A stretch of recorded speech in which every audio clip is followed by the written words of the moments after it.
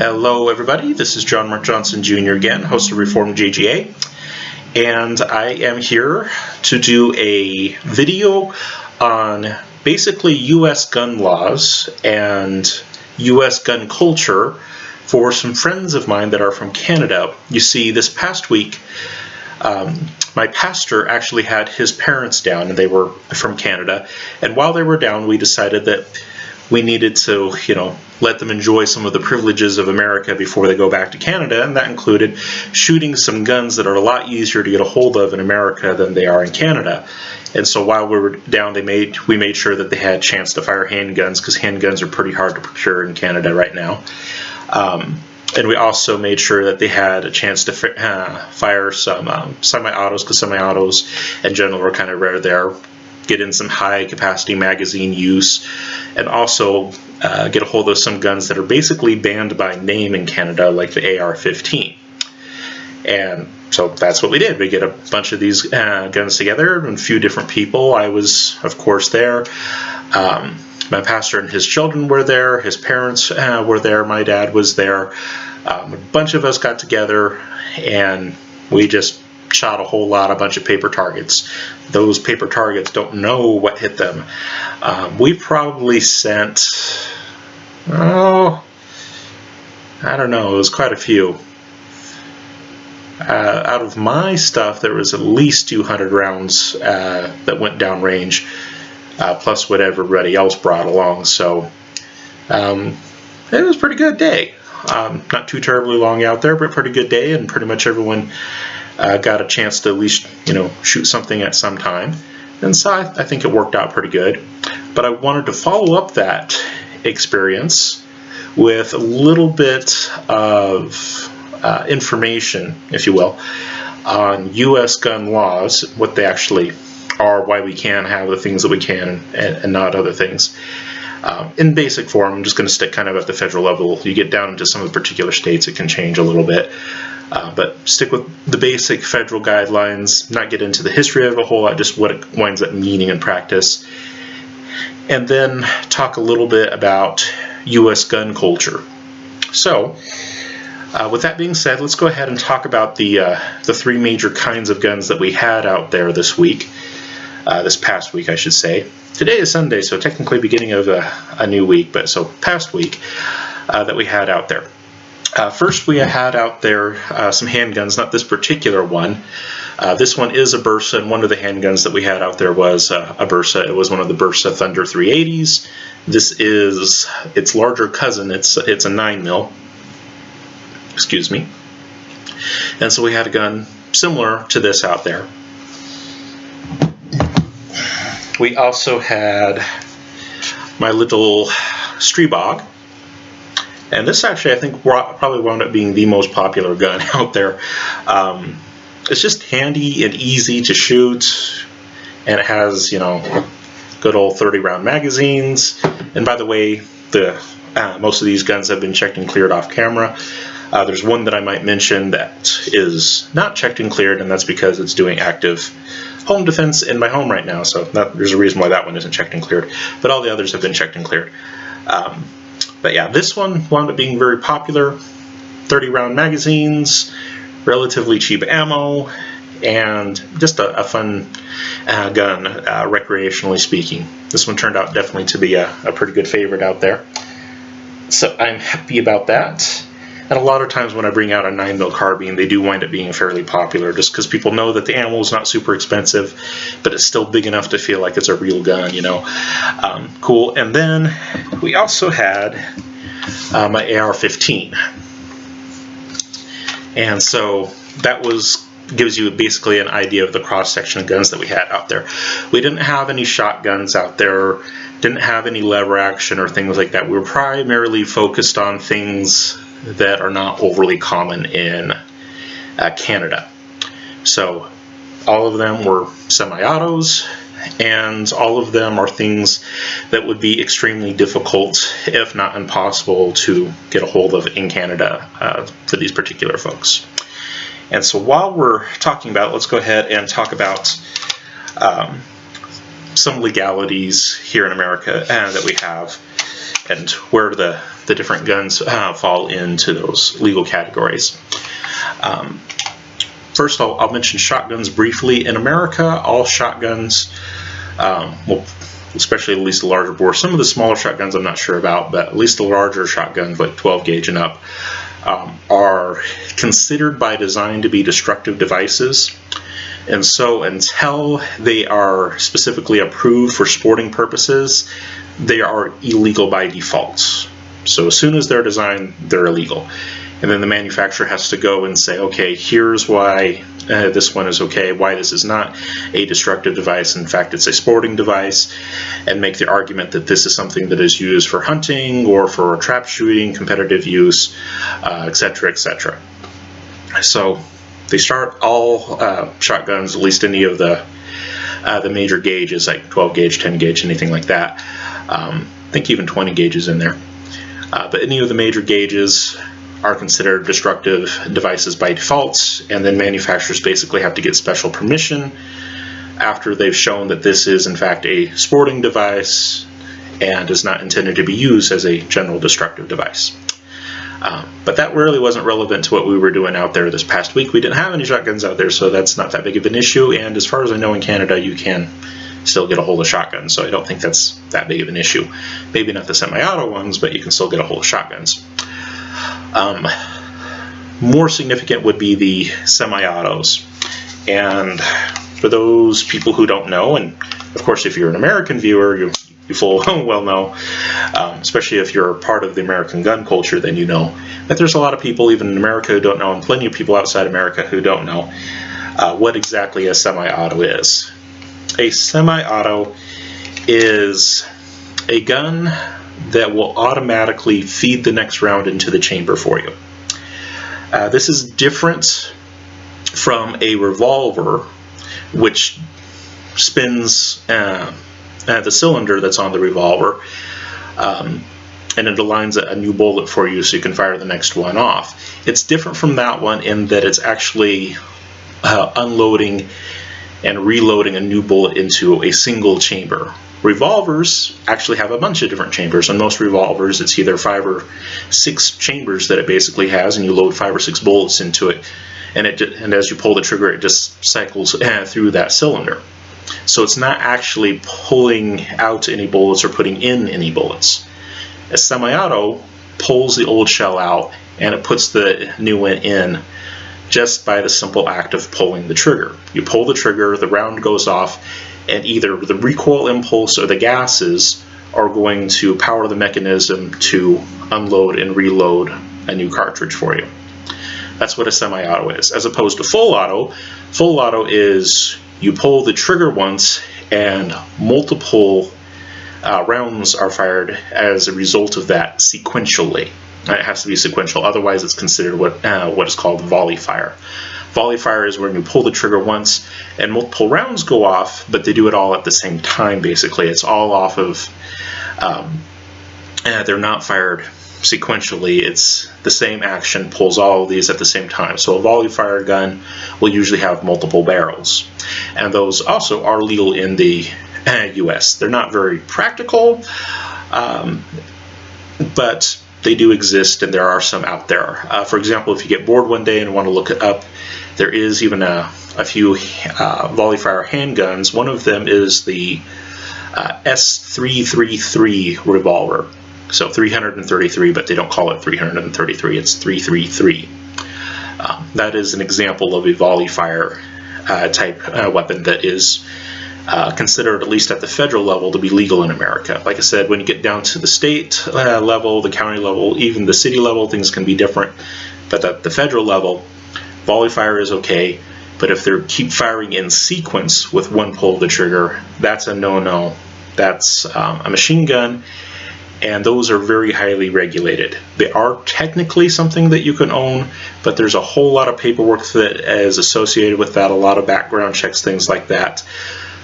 There's certain jurisdictional regulations that come into machine guns that A lot of times you're not allowed to take it outside of the jurisdiction for which you filled out the paperwork on it and things like that. And if you do take it outside of that, you have to get permission of all the jurisdictions that you take it through and all that. They're very highly regulated.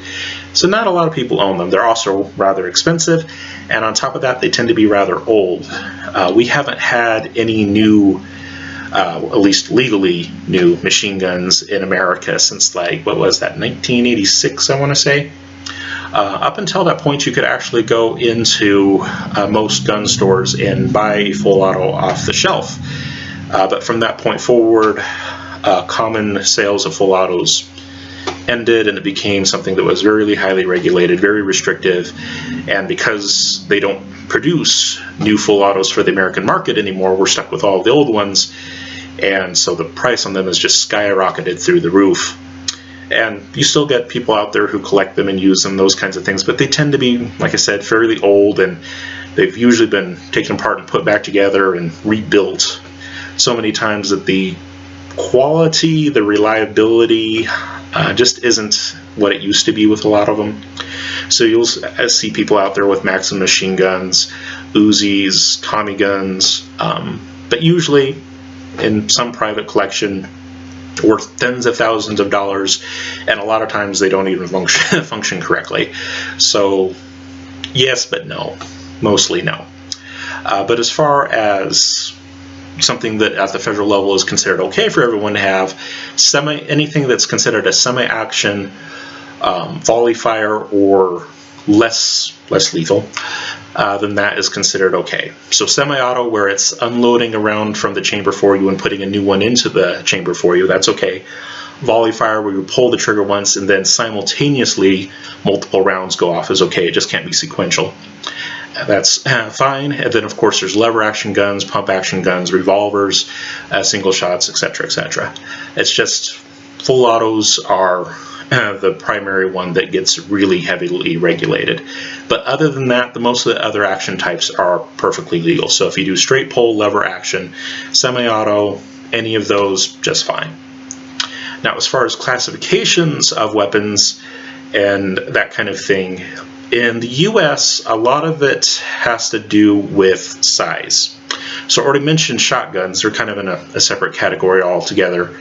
I'm not really going to focus on that here, but as far as other guns that have rifling in their barrels, you can look down the breech end of the barrel and you can see the rifling inside as it goes through, that have those grooves that orientate the bullet, that impart spin to it.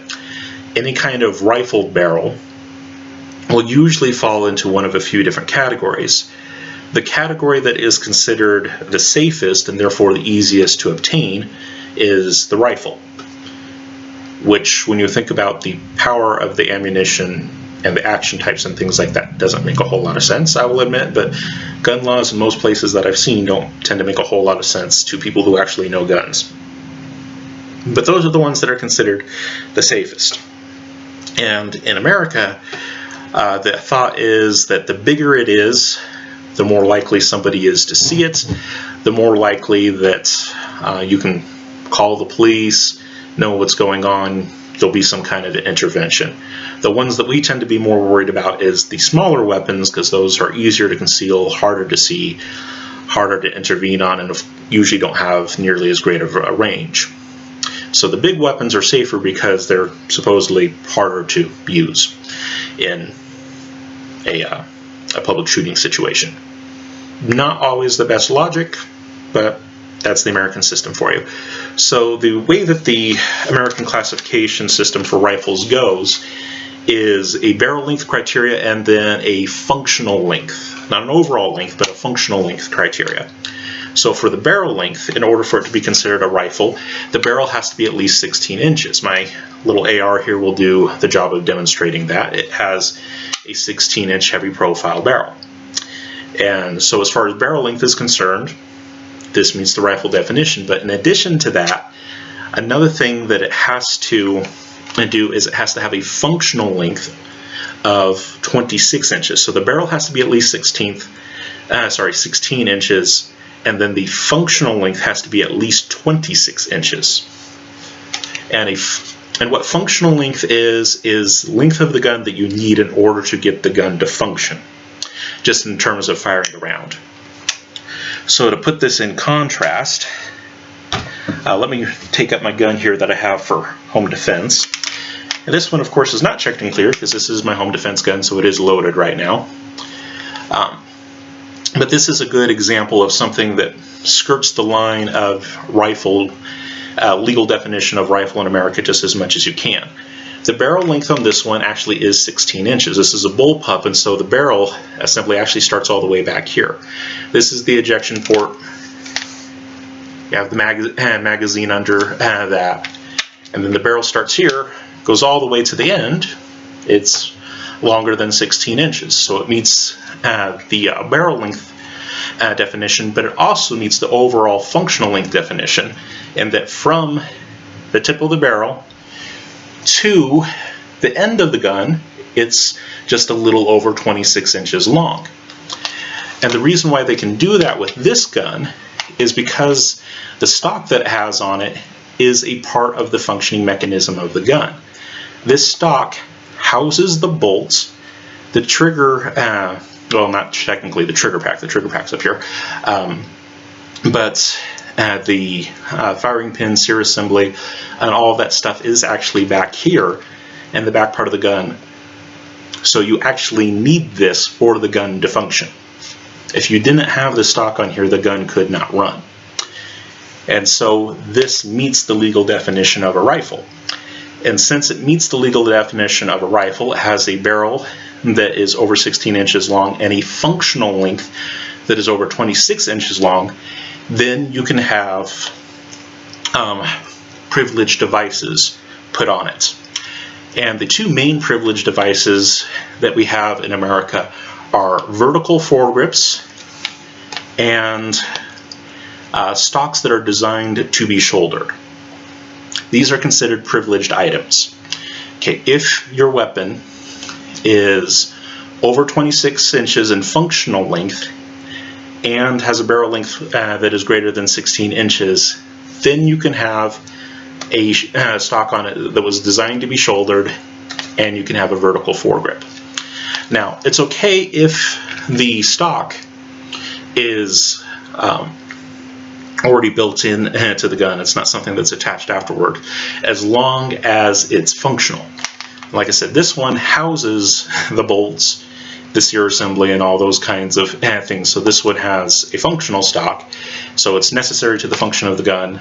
And since the gun meets the overall dimension requirements, it is perfectly fine to have a shouldered a stock that is designed to be shoulder fired, and it can have a vertical foregrip on it.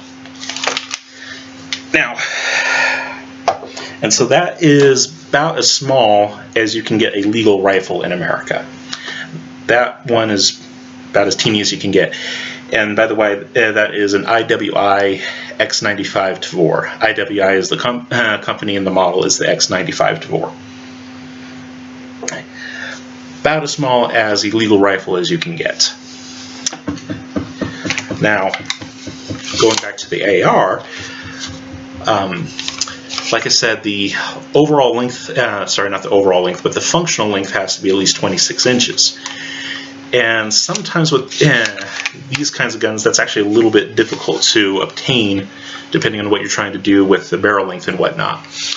But what they mean, but like I said, by functional length, it means part of the gun that's actually necessary for the operation of the gun. With ARs, because of how the stock is designed, part of the stock is functional and part of it isn't.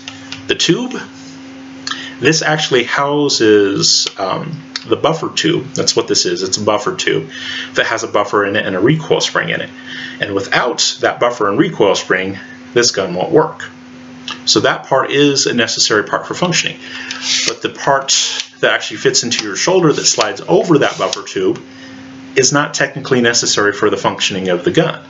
Meaning I could take off just the sliding part, pull the trigger, and the gun would fire. And so it's not functionally necessary. So when I measure the length of my AR, for legal purposes, I can't measure it with the stock all the way out, In fact, the end part of it here, I would actually have to take off and then do that measurement, which is kind of annoying, but that's the way it works. But this one, of course, has a full 16-inch barrel on it, and the overall length to the end of the buffer tube, not when the stock is fully extended, but to the end of the buffer tube, is 26 inches, in excess of 26 inches, so this is a legal rifle. Now, that does make an interesting point. A lot of people think that Americans can own military-style rifles. And while it's true that a lot of our rifles will superficially look like military rifles, technically they aren't. For example, this AR right here has, of course, to meet the legal definition of a rifle, it has a 16-inch barrel. Most of the rifles that are in active military service right now don't have 16-inch barrels. Some of them will be longer, but there's a good many of them that are shorter. It's not uncommon for a military style gun that would be similar to this. They would usually have the full auto versions of it, either an M16 or an M4.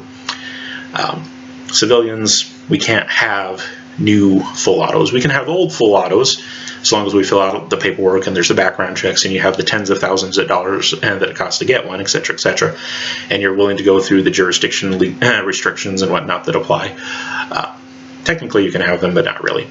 But as far as new full autos, we can't have those, and so what the military has and what we as civilians have will oftentimes look pretty similar, but the military versions will usually actually be a little bit smaller. A lot of military style M4s have like a 14.5-inch barrel. And another point about the legalities of this is that the flash hider on the end does not count as a part of the length of the barrel unless it has been permanently affixed to the barrel. So if it's pinned on, welded on, something like that, then it can count as barrel length, but otherwise, no. And so if you want to actually be able to change out your muzzle device, which a lot of people do, you have to make the barrel longer to compensate for what happens if you take the device off. And so that can create a bit of a problem there. But like I said, a lot of the military versions are usually going to be at least 14 inches long, 14.5 inches long, and a lot of them are closer to 10 to 11 inches now. And so this is not something that you would actually see fielded by most military personnel. A lot of times they're going to have something that's a little bit shorter than this. Like I said, there's a few that the military will have that will be longer, and especially historically there's a few that they had that were longer. Because when this basic pattern of gun came out, the AR-15 pattern, and yes, originally the version that was proposed to the military was called the AR-15. And AR does not stand for assault rifle, by the way. It stands for Armalite, the original company that designed this.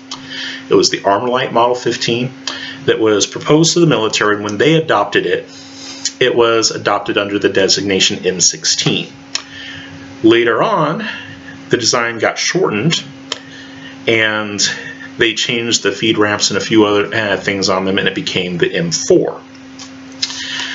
What civilians have is something that's usually a little bit bigger than the M4. We still will use some of the same feed ramps on the inside for to help make bullet feeding more efficient and those kinds of things.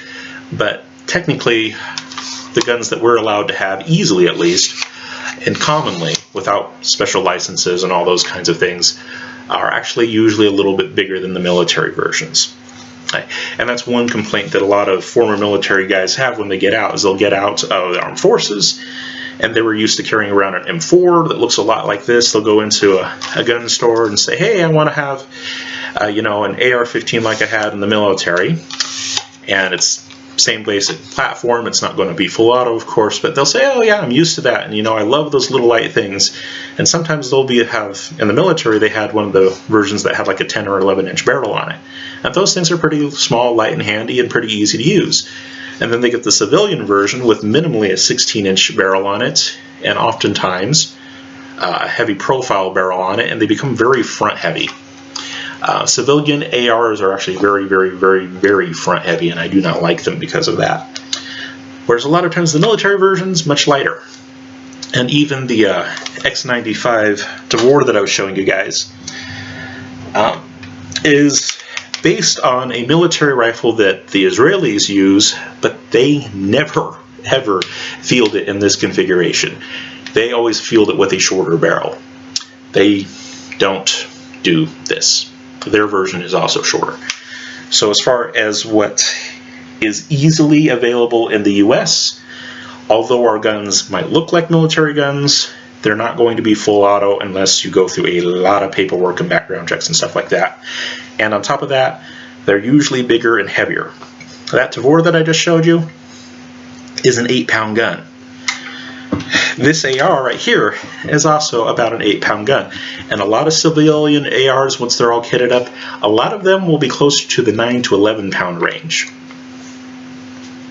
They are very heavy, cumbersome guns compared to a lot of the military versions. So to say that Americans are allowed to own military guns, military-style assault rifles, is misleading at best. Just putting that out there. Okay, but going back to the legal classifications, that is legally what classifies as a long gun, as a rifle. At least a 16-inch barrel and a functioning length, not necessarily an overall length, but a functioning length of over 26 inches. Now, guns can be smaller than that in America, but if they get smaller than that, you lose your privilege devices. Like I said, your privilege devices are a stock that is designed to be shouldered and a vertical foregrip. Those are your privilege devices that you're allowed to have on long guns. If you have a gun that doesn't meet those size requirements, a lot of times it will be legal, but you can't have your privilege devices attached to them, or at least not in the same way, at least not without special paperwork. So the other major class of gun that is not going to be a rifle is, of course, going to be a pistol. And as was mentioned, we had some pistols out there, and well, we didn't actually shoot this particular one out there. After everybody left, I took it out and shot it just so that I would get some range time on it. We just had enough people and things were getting late that I didn't want to introduce a bunch of new guns, because I actually brought quite a few more out there than we actually wound up firing, but it's just so many people and it takes a while for everybody to get a chance on the gun, and it just winds up taking forever. And so I didn't want people to feel like they had to be there for 3 hours to test every gun that I brought.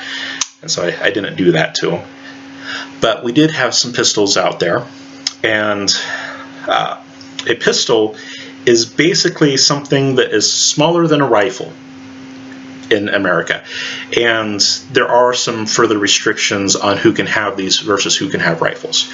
Rifles are available to anyone who is 18 years and older who can pass a criminal background check, and specifically what's called the NICS background check.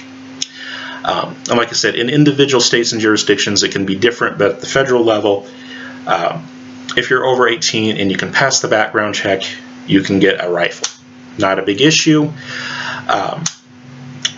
but getting a handgun is a little bit different story. And not just a handgun, I need to be more specific. The legal designation in America is pistol, not handgun. Getting a pistol in America is a little bit different. And the biggest difference is the age requirement. Rifles, 18 and up. Pistols, on the other hand, are 21 and up. You have to be at least 21 years of age to legally purchase a handgun for yourself. And then oftentimes in various jurisdictions in the United States there'll be added restrictions on top of that. But at the federal level, the big difference is the age. Okay. You have to be a little bit older in order to purchase a handgun. Okay. Other than that, though, at the federal level, not too many issues, and the big difference, like I said, is size. The barrel is under 16 inches, and the functioning length is less than 26 inches, so unless it has one of the restricted devices on it, it's a pistol. Which is really weird when you think about it. Which means that if I did put one of the privileged devices on this gun, it would transform it into something else, and usually require a lot more paperwork. Now on this one you can see that there's some rails under the barrel, and most of the time what these are used for is things like flashlights and stuff like that, so you can actually see what you're aiming at in the dark. And for people who are interested in home defense and things like that, having a light that's either on or near the gun is a very important thing, because if you hear a bump in the night, one of the first things that you want to do is you want to identify it. Blasting away into the darkness is not an overly smart idea. And so a lot of the guns that we have will have rails on them so that we can attach a light to them, so that we can actually look at what's going on. And we might look out there and find out that it was just our drunk next door neighbor who got to the wrong house, and probably don't want to shoot him. Being able to identify the target is a good thing. So you'll see those kinds of provisions. But those rails that are used for putting on flashlights could also be used for putting on one of these vertical grips. Mechanically, it's the same fixture. It's a 1913 rail that this one is attached to. It's a 1913 rail that's on my handgun. So technically that vertical foregrip that I have on my rifle would fit on this one. But vertical foregrips are a privileged device. And so if I put a privileged device on a gun other than a rifle, something that has a barrel that's shorter than 16 inches or has a functional length that is less than 26 inches, then it is no longer a pistol anymore. Instead, it has become what is called an AOW, any other weapon. And those are a restricted class of weapon in the United States. And you can have them, but it requires a $200 tax stamp. There's jurisdiction requirements. There's an extended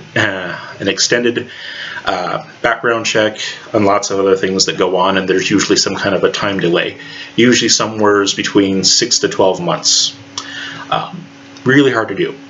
Now, if I didn't fill out all the paperwork and I were just to take off the vertical foregrip from my rifle and screw it onto my pistol and hold it like that instead of back at the handle, if I did that, that would be a federal crime that would be punishable by, I think it's like $200,000 and up to 10 years in prison, just because I screwed a handle onto the front end of a gun. Really, really, really dumb law, but that's the way it works in the U.S. So vertical foregrips and stocks that were designed to be shouldered are privileged devices, and if your gun is too small, you can't have them on your gun. So pistols, no vertical foregrips on them, but unless you want to go through all the extra hassle. If you're willing to go through all the extra hassle, then you can do it, but by and large, can't do those kinds of things to the pistol. But other than not being able to put on the privileged devices, the big difference is the age requirement. 21 years old for a handgun, only 18 for a rifle. Now, of course, in terms of power and range, it's very different. Pistols are not very powerful by comparison, and the range is certainly less than a rifle, but they're the ones that are more strongly restricted, which is weird. But yeah, it doesn't have anything to do with the functionality of the gun. It has everything to do with how easy it is to conceal. Okay. Now that brings up interesting guns like this one. This one, my Streebog, is in a very interesting legal class all of its own. As you can see, going from the injection port to the tip of the barrel, and yes, by the way, this one has been cleared, but going from the injection port out to the tip of the barrel, you see that the barrel is only about 7 3/4 inches long. So that's not enough to actually meet the legal definition of a rifle. And then the functional length of this gun is nowhere near 26 inches. Okay, this device that's on the back here, it's not actually a stock, we'll get to that in a second, but this device that's on the back here can be folded over and the gun will still fire in the folded configuration. This device on the back isn't necessary for the functioning of the gun at all. So the functioning length is only basically from the back of the receiver to the tip of the barrel. And this gun, that's less than 15 inches. So this definitely does not meet the requirements of a rifle. But a lot of people, when they would look at this, they wouldn't want to call it a pistol either, because mechanically speaking, this functions a lot more like a typical rifle does than a pistol does. And you look at the, like say the owner manual for this thing, and it will call it a carbine. And by the way, for those people who are wondering, a carbine is just a designation for a short barrel rifle. Okay, anything that's longer than what would be considered typical rifle lengths, especially for hunting purposes, so anything that's shorter than what you would consider to be normal for a hunting rifle is called a carbine. It's something that's just designed to be a little bit handier to use. And so my AR is also technically a carbine, because most hunting rifles have a barrel that is longer than 16 inches, especially when you're talking about large game hunting rifles. And so this is actually kind of a short barrel for a hunting rifle. So this is actually a carbine. And mechanically speaking, this one is also a carbine. But as far as the U.S. laws are concerned, this isn't a rifle. Mechanically, it might be a carbine, which falls into the rifle category as far as mechanics are concerned. But legally, this is actually a pistol. And the reason for that is that it doesn't meet the size requirements for a rifle. And on top of that, it doesn't have any of the privileged devices. There is no vertical foregrip on the front end. You're just stuck holding it under the barrel or by the mag well or something like that. But there is no actual vertical foregrip. On my actual rifle, I have, out here, I have my vertical foregrip. And I can do that on a rifle, it's just fine. But if the gun is smaller than that, and I don't want to get into special legal categories like the AOWs and whatnot, I can't put a vertical foregrip on it. And then on the back end, if I don't want to get into those special legal categories of the AOWs, what I put on the back end cannot be something that was designed to be a shoulder-fired stock. So what is this thing? This thing is what is called a pistol brace. It doesn't mean that it goes on a handgun. This is a pistol as well. But it doesn't mean it's meant to attach to this. Instead, it attaches to something that is basically designed like a rifle, but it's shorter than the legal definition of a rifle. And so the device that's put on it cannot be designed the same way. This device actually is not designed to be shouldered. You can shoulder it legally, at least right now, but that was not how this thing was designed. As you can see, the end of it actually has a hole in it, and there's a strap that goes around it. This device on the end was actually meant to wrap around your arm. And so you'd wrap it around your arm, put your arm through, and that's how you would hold the gun. That's how it was designed. That doesn't mean that's how it's used, but that's how it was designed. It was designed not to be shoulder fired. And shoulder firing this thing actually isn't overly convenient or overly useful. It's not nearly as comfortable as an actual proper stock. When we use those terms in America, when we say stock, we don't mean just a device at the end of the gun. What we mean is something that was designed to be shouldered. When we say brace, we mean something that was not designed to be shouldered. It can be shouldered, but it was not designed to be shouldered. And when it was submitted to the powers that be for approval, it was submitted as something other than a stock. They looked and said, here is its purpose. We can demonstrate its purpose. You can actually undo the strap, put your arm through there, redo the strap, and you can actually grip the gun like that. It actually does function that way. Maybe not the most functional way in the world, but it does actually function that way, and that's what it was designed to do. And so this thing functionally is a rifle, and in its own user manual it will call it a carbine. But legally in the United States, because of how small it is, it's classified as a pistol. And that's perfectly fine to do, just so long as you don't attach any of the restricted devices to it. Okay, none of the privileged devices. So no vertical foregrips and no proper stocks. You can put a brace on there. That's what this is. You can put a brace on there. That's just fine. But you can't put a proper stock on there, which is kind of weird, but that's the way it is. So functionally in America, as long as it's not a full auto, any other kind of action type we can have. And as far as the size of the gun that you have, if it's a big gun, you can have those at 18, provided you can pass the background check. If it's a shorter gun, even if it's not shorter by a ton, even if it is still fairly big, if it's a shorter gun, you can only do that once you're 21. And then if you have a short gun, you have to be careful about what you attach to it. No privileged devices, no vertical foregrips, no proper stocks. Braces are okay, but no proper stocks. And that's basically how gun laws in the U.S. work. Okay.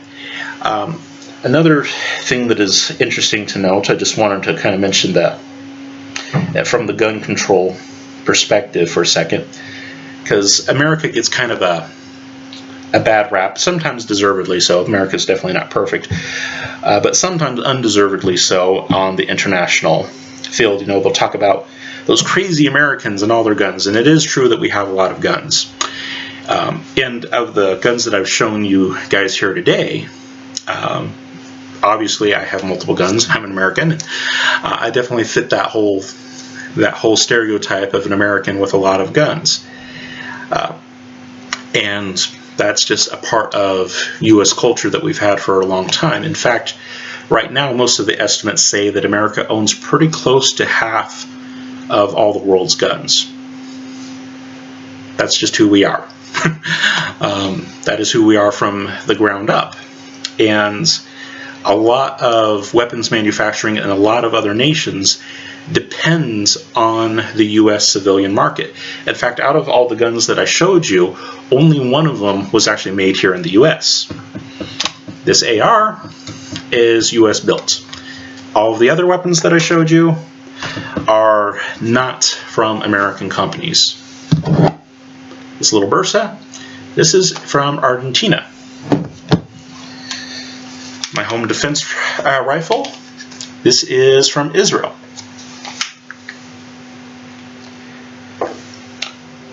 My 9mm carbine, that legally is a pistol, is from Slovakia. All of these different countries find a market in the U.S. And a lot of these countries' own weapons industry depends on the U.S. market in order for them to have any existence whatsoever. And this actually is a benefit to them. Not only does it bring in money from the American market and things like that, but the simple fact that they have a functioning, ongoing weapons production in their own country tends to keep a lot of neighboring nations from bullying them. Well, they're not Czechoslovakia anymore, but the Czech Republic and Slovakia are actually really good examples of this. Those are two fairly small nations that would be relatively easy to push around, if not for the fact that they have their own weapons production, and a lot of people, a lot of their international neighbors, know that they have their own weapons production, and if they do anything stupid, these people are going to have the means to retaliate. The only problem, though, is that to maintain your own weapons production, you have to be able to afford to keep producing these weapons, which means that you need to have a source of income. And the way they get their source of income, because their own nations usually don't have enough people that would buy the product, and some of them have their own restrictions on gun ownership, but a lot of them just don't have the market in their own country to sustain production of these things. And it's the production of these things that protects them internationally. And so what they wind up doing is they wind up turning to the American market. And so we keep buying guns from them. They're able to keep constant production up. And the fact that they have constant production going deters a lot of their international neighbors from doing anything that they shouldn't do. Okay, that is one of the things that the American gun culture does kind of as a side thing, is that the fact that we have guns that we buy from like everybody and their dog means that there are a lot of countries that have weapons production capabilities that they would not otherwise have. Okay, lots of countries that you would not think of as being weapons manufacturers or being someone that you don't want to mess with militarily speaking, actually can hold their own, especially if it comes to fighting on their own turf, because they have continuous weapons production. And the only reason why they have that continuous weapons production is because of the revenue that comes from American citizens, which is pretty cool. It's a passive way that the U.S. gun culture actually winds up helping out a lot of other countries. Now, another big issue that comes up is magazine capacity. You know, Americans can have those giant magazines that are just obviously military magazines. And there's actually a bit of a misnomer there too. Now, it is true that we can have some pretty big magazines. This is one of my AR-15 magazines, and this is a 40-round magazine. And that is rather fun. Now, this one is, of course, unloaded. Before I came on camera, I checked to make sure that this gun was clear. So if I do that, it's not going to be anything. But having a 40-round magazine on there is pretty awesome. And look at that. That's huge. Now, the question is that something that is indicative of military usage? And the answer to that is no.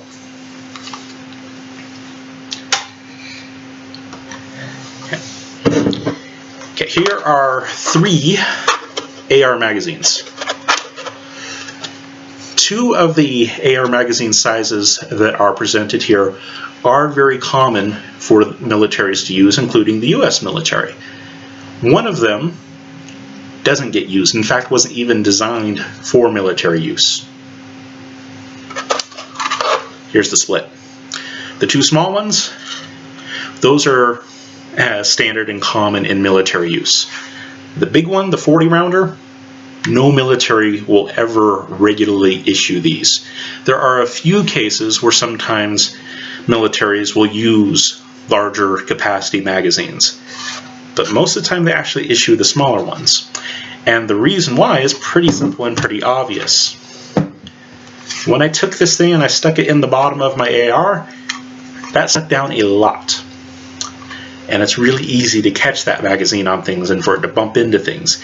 And if you have to wear that as part of your gear, you have these things strapped all over to yourself. These things are long enough that if you have them strapped on, they'll actually tend to bend out a little bit in weird places. And they catch on things, and that's not good. And so in military applications, if you're talking about a single-man firearm, something that one man is going to stand there with and shoulder, I'm not talking about a crew-operated weapon where you have, you know, a belt-fed machine gun or something like that, but a single-man gun. Big magazines are not usually the way they go just because they impede motion way too much. Mobility is usually much more important for the military than magazine capacity. You can have some spare magazines on you, that's not a problem. And a lot of times the military gear that they issue guys will have pouches and whatnot and special slings for spare magazines. But having these huge things around, militaries don't do that. Okay, there are very, very, very few cases where militaries will ever use the really large magazines. In fact, there's only 2 single-man weapons that I know of that are regularly used that regularly use something beyond a 30-round magazine. And those are the FN P90 and the H&K MP7. The MP7 regularly is used with, I think it's 40-round magazines, and the FN P90 is regularly used with 50-round magazines. And the reason for that is that both the MP7 and the P90 shoot really tiny bullets. The bullets that they shoot are in fact not really any more powerful than a typical handgun round. Now, they're usually put in some kind of small rifle. That's what the P90 basically is, and the MP7 is kind of like an oversized handgun that wants to be a rifle. But they're put in a little bit larger platforms, but they're actually not any more powerful than regular handgun rounds. And because of that, it will often take quite a few shots to stop a threat. It's not uncommon for those guns to take 14 or 15 rounds to stop a threat. And if it takes 14 or 15 rounds per threat and you're dealing with multiple threats, yeah, the little magazines that the military normally uses aren't going to work so well. Okay, but those are exceptions. Those are not the rule. Most of the time, a standard issue infantry weapon will be issued with either 20-round magazines or 30-round magazines. American civilians, we get these big honking things. And the reason is very simple. Our purpose of use is different. Okay, we're not a part of the military. Okay, we don't have to sweep houses or anything like that and worry about things catching on things. When we go shooting, it's usually, you know, out at the range or just out in public land somewhere or whatever. But it's usually fairly open, unrestricted, and what we're worried about is having to reload too often. And so this magazine right here was not designed for military use at all. This was designed for the American recreational shooting public. This was designed so that you didn't have to reload your gun as much when you're out at the range. It means that the time that you have at the range is spent shooting, not reloading. That's the sole purpose of this. It's kind of like the idea of having a car with a large gas tank. Now, you can make arguments that having a car with a smaller gas tank is safer. If you get in a car wreck, there's less fuel for any kind of fire that would happen. Technically, with cars getting in a wreck, there is a relatively small, but there is a small chance of an explosion happening. And of course, less fuel for the explosion is better. There's lots of arguments that could be made for having a small gas tank, but most civilians don't like the idea of having a car with a small gas tank. They want some range. Now, technically, most places, at least here in the U.S., you could get to on, say, a 5-gallon gas tank. You could get most places with that just fine in most cars. But we usually don't have cars with 5-gallon gas tanks, even though technically you could get to the next gas station most of the time with that. We don't have just 5-gallon gas tanks. We have 10-gallon and 12-gallon and 14-gallon and 18-gallon gas tanks. Reason why is because we don't want to have to stop to refill up the car. Same concept here. Militaries are not interested in these big honking things. The only reason why militaries will use large magazines is if the rounds that they have in their guns are relatively ineffective. So MP7, P90, yes, those are guns that will often have very large magazines in them. But the vast majority of the other times, if you're talking about like M4s or the Tavor or the AK-74, most of the time they're not going to have 40-round magazines in them, or 50-round, or 60-round, or 100-round. Those are devices that are primarily used by citizens, not by the military. Okay. This is a civilian product. This is not a military product. And this serves the exact same purpose that having a large gas tank in your civilian automobile does. You can make the argument that no civilian needs an automobile with more than a 5-gallon gas tank. And technically speaking, you're right. They don't technically need that.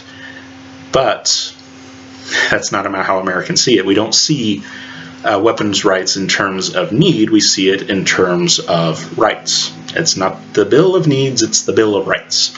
That's the way that we look at it. We have a right to bear arms, and so I have a right to create auxiliary equipment. That's what this is. This does not make the round any more effective. This is auxiliary equipment. So I have the right to either build or ask someone else to build for me auxiliary equipment that suits my needs and my desires, okay, that are within my rights. It's not the Bill of Needs, it's the Bill of Rights. But yeah, the whole idea that the large capacity magazine thing is a military thing is ludicrous. It's not historically accurate and it's not presently accurate. Historically, for example, the first time that the U.S. military, at least, I'm not sure about other militaries, but the first time that the U.S. military ever fielded in any kind of large numbers a semi-auto rifle was in World War II, and that was the M1 Garand. And some people will say Garand, whatever you want to call it. I don't care about too terribly much. It's usually one of those potato things. Most people know what I'm talking about. But that was the first semi-auto rifle that was ever implemented in any kind of large numbers by the U.S. military. That was actually a semi-auto. And it only held 8 rounds. Now, previous to that, there was something that was put out that was called the Winchester Model 1907. And as the name suggests, it was available in 1907. And it was also semi-auto. And as far as magazines are concerned, it came with 5-round magazines, and 10-round magazines, and 15-round magazines, and 20-round magazines. And that was something that was available to civilians for $28 at the time that it was originally sold. That'd be a little over $700 today. And that was considered a civilian gun. And so all the way back in 1907, civilians had semi-auto guns that could hold 5, 10, 15, 20 rounds in the magazine. And when the military starts using semi-autos on any kind of great scale, they have 8-shot magazines. Well, technically they're 8-shot clips. And the difference between a clip and a magazine is that a magazine is something that's fully enclosed, whereas a clip just holds onto the bullets at the back end. So it just clips onto the bullets. That's what a clip is. It just clips onto the back end of the bullets, whereas a magazine completely encompasses the bullet. But yeah, civilians have had higher capacity magazines that the military has, at least in America, for a long time, at least since 1907. And things haven't really changed. And the reason why civilians have liked having high capacity magazines, whereas the military usually doesn't like having super high capacity magazines, is because of what is handier for each situation. In the military, you're talking about things that you're going to load onto yourself that's going to be sticking out of your rifle as you're possibly moving through different kinds of barriers in homes, around buildings, and kinds of things. Whereas U.S. civilians, we're not usually worried about maneuverability. We're just interested in not having to reload any more than we have to, just like we don't want to have to stop the car to get gas any more often than we have to. It's a convenience issue. That's what drives the whole magazine market. Like I said, this 40-round magazine was not designed for the military, and as far as I know, at least in any kind of significant numbers, it's never been used by the military. The military uses these short little stubby things as opposed to the big 40-rounder. And then another myth that I wanted to tackle before we end here, and I know this is getting long, a lot of my videos wind up being a half an hour or an hour and a half. I'll try to avoid the last one. But before we end here, I'm going to try to end within an hour. One last thing that I wanted to deal with is the myth that America has more shootings than any other nation.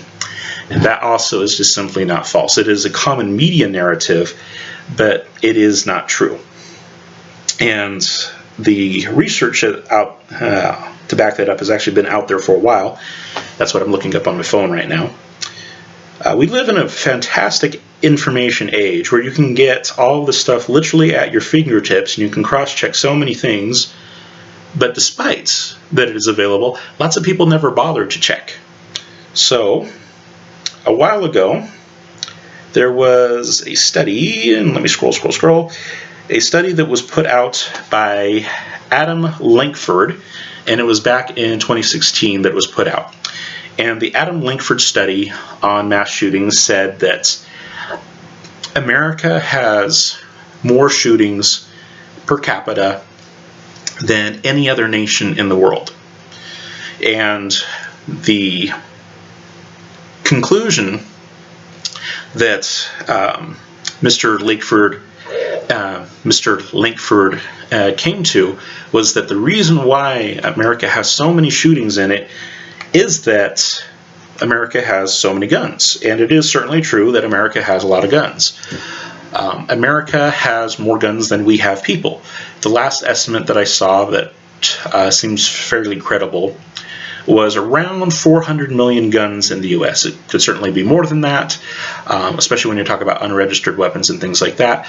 But 400 million guns is a pretty decent estimate, and we have a population of around 320 million. So we literally have more guns than we have people. And I own more guns than there are of me, so yeah, I can certainly believe that. That's not hard to believe at all. But it turns out that there were some problems with Mr. Lankford's study. There was a follow-up that was published in the Econ Journal Watch, And this was published in Econ Journal Watch 16-1 on March 2019, pages 37 through 68, for those of you who are interested in looking it up. And it was a counter study, basically, that was done by John Lott and Carlisle Moody. And so they looked at the Lankford study, and they found out that data from other nations had been underreported. So they went and they did their own study, and the differences were rather stark. Whereas Lankford, where is that data table? Trying to get to it, sorry people. Here's the data table. Alright, so let me see if I can figure out which page this is. On page 53, there's a data table that compares the major differences between the two studies. So the 2016 Lankford study that was studying the dates of 1966 to 2012 found that there were 90 U.S. mass shootings compared to 202 non-U.S. mass shootings. And the conclusion is, well, 90 compared to 202 is pretty good size, especially when you consider that America has a population of only 320 million compared to the, roughly 7 billion people in the world. That's a pretty stark difference. And so out of the proportion of the whole, America is taking up way more than its fair share of the pie. Fair enough. Now, when Lott and Moody went and did their counter study, they restricted the dates just because there is not good data available past a certain point. And so they restricted their data back to 1998 instead of 1966, and then looked at that until 2012. And the reason why is just because before 1998, you don't have good data for a lot of other countries. It just simply doesn't exist. And so with that restricted dates, and with a more thorough study of other countries, they actually hired translators to look up cases in other nations and whatnot, which had not been done in the Lankford study. And when they did that, they found only 43 U.S. mass shootings, and of course, that's from 1998 rather than 1966. So that's the reason why Lankford has more U.S. shootings than does Lott and Moody. But what is interesting is the comparison. Okay, they found less U.S. mass shootings, which you would expect because they're looking at a smaller window of time. But they found considerably more non-U.S. shootings. The number of non-U.S. shootings was over 1,400 non-U.S. shootings, non-U.S. mass shootings. And 43 out of 1,400 is not that much anymore. You go through the data that they have there, and it turns out that America actually isn't all that high on the list as far as the per capita values are concerned. So in terms of the number of attacks per capita, out of the new study that was done, the United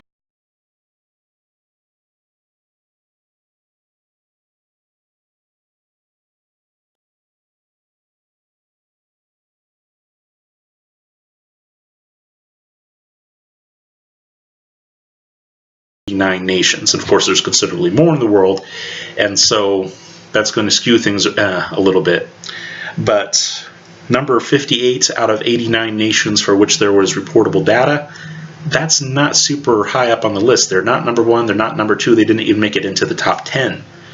As far as a per capita basis of mass shootings, America's actually pretty low. And then in terms of lethality, the number of people that were actually killed as a result of these mass shootings, the United States is also still pretty low. It's 62 out of 89. It's even lower. So your chances of dying in a mass shooting in America are actually really, really, really, really slim.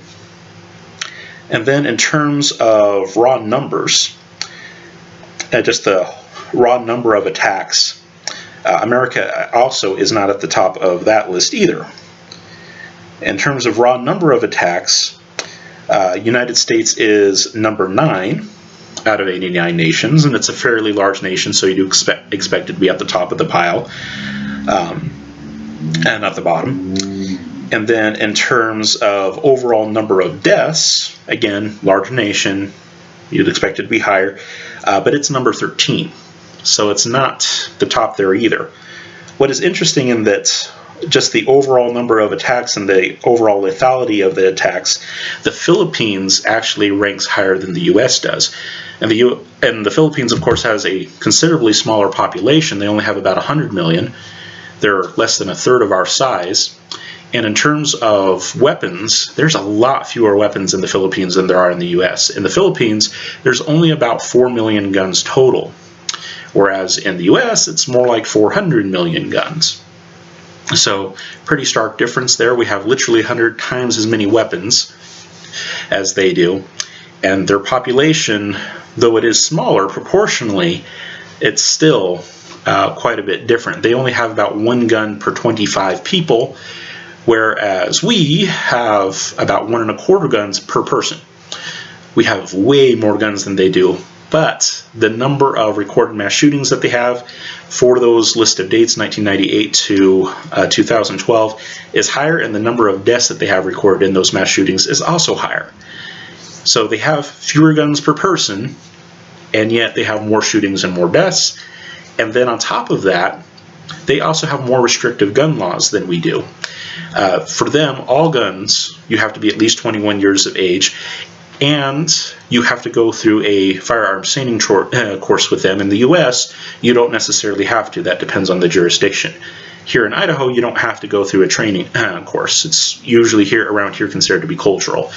Your parents are going to teach you just as their parents taught them, who taught them.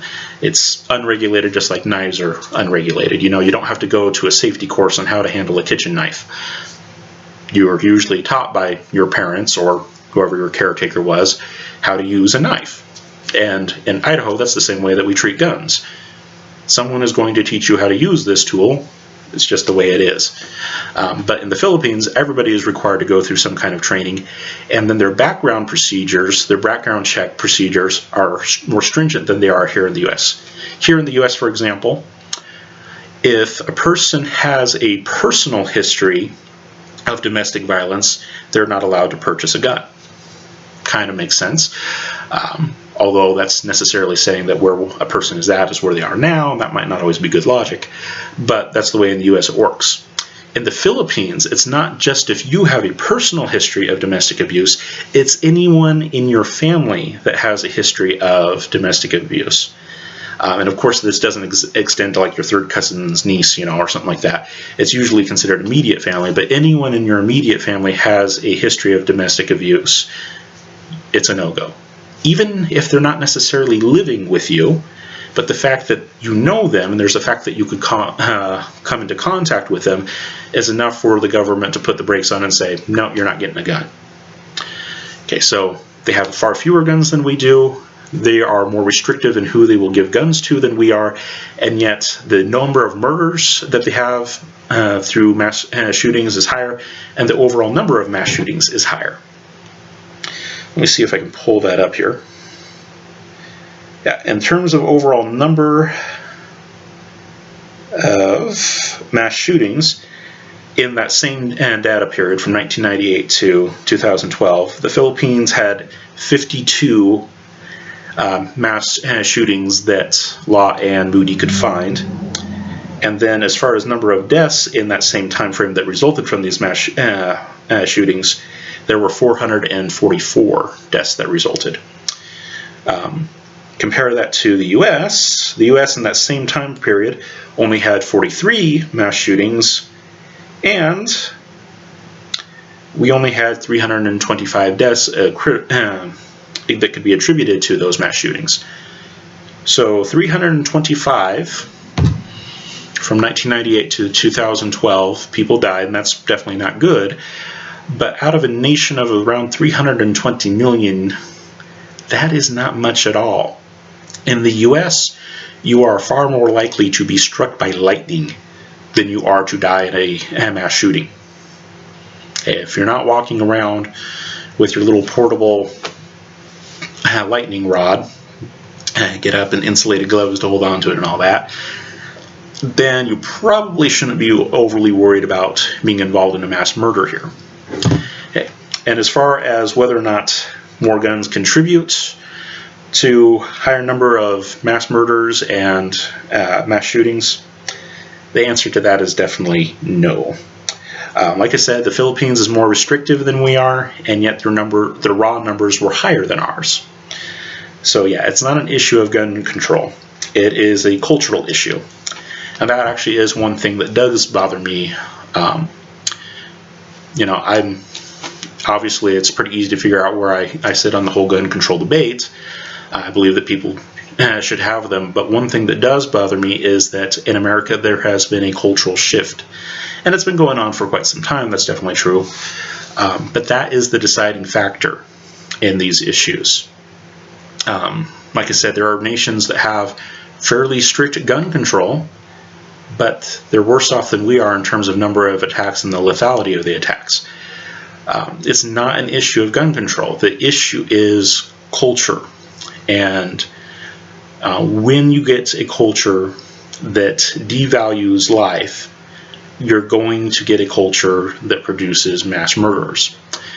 And the Philippines, by comparison to the U.S., does not typically have as high of a value on life as we do, at least not in the same ways. They're a culture that tends to have a little bit more, think a little bit more in terms of pride, that thinks a little bit more in terms of respect, and sometimes those things are more valuable to them than life. You insulted my pride, so it's worth going to war with you, even though it might mean your death or mine. And in the U.S., we're finding where people are very, very easily offended. It might not be in the same way as in the Philippines, but we're finding that people have hair triggers about things that used to not even be issues at all. And the fact that you get people that are so easily set off these days that they're considering the insult to their dignity to be more important than the life of the other person who's standing in front of them, that produces a really scary situation. Okay, it's not a gun issue. It's not a gun control issue. It is a cultural issue. It is a heart issue. And unless we as a nation actually start acting like we value life, and we stop getting upset about things that we really shouldn't be getting upset about, I don't see the future of things being good. Okay, that is the problem that we have there. It's not the solution to violence is not to take away the tools of violence, because people will just find other tools of violence. And even if you take away the tools of violence, it doesn't mean that they're going to go away. For example, in London, they have massive, massive gun control, and handguns are basically forbidden in the city. But I think it was just 2, maybe 3 months ago, I read a story that came out of London where there was someone who had been shot by a handgun and killed. And so obviously outlawing them does not keep them from getting into the place where you outlawed them. That's not the solution. It's a cultural problem. It's a problem of the heart. It's a problem of the mentality. It's a problem of what we are allowing to go on in society. And what we're allowing to go on in society is for people to become easily insulted, for people to think that their feelings about a particular matter is what matters most in the world, not the life of their neighbor. Instead, it's me, me, me, me, me, me, me, and how I feel. And you have a culture that's like that. It is a culture that is eventually going to destroy itself one way or another. Okay? It's not a gun issue. You can add all the gun laws you want to in the world, and that's not going to make America any more safer in any real sense. We have a cultural issue that's been developing for a long time, and we need to get that under control. Those are my thoughts. If you sat there through this entire video, you have my sincere thanks. And for those of you who are outside of the U.S., I hope that you guys learned some things. And hopefully, discovered that, yeah, we have a lot of guns over here, but things are not maybe quite as crazy as they seem. And there are definitely some misnomers out there. We do not commonly own military-style weapons. We own some that will superficially look like military weapons, but generally they're not full auto capable like military weapons are. They're often usually bigger as well. They're going to be bigger and clunkier. And the magazines that we use are bigger and clunkier because we don't have to do some of the things that the military guys do. And so we can load up the biggest magazine on there that we want, and it's just fine. Militaries aren't going to do that, though. We'll do it just because it's fun, and we don't like having to reload, just like people don't like having to stop and get gas all that much. You know, a 5-gallon gas tank limit for all vehicles would really suck. And same thing goes with magazines. The reason why we like big magazines is because we like big magazines. We don't like having to reload. Okay, things like that.